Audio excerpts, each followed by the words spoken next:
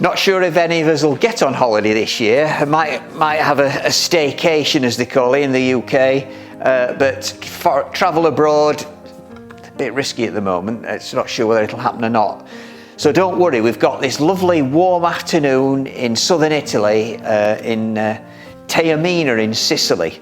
It must drive my wife mad actually, because I like to get my money's worth on any trips like this, so I make sure to look down every little alleyway and general off the main high street or main square, and that's where I spotted this little view out towards the sea. There's lots of technique along the way in this one as well.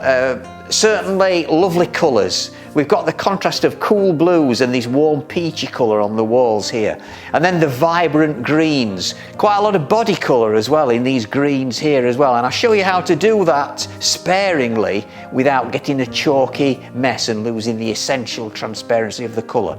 Also, lots of contrast between hard edges and soft edges, the softness of the foliage contrasting with the man-made stucco walls, etc., as we look out over the ocean in the background. Lovely scene, I'm sure you're going to love it. So whether we get abroad or not this year, I hope you can get a nice warm feeling from doing this painting.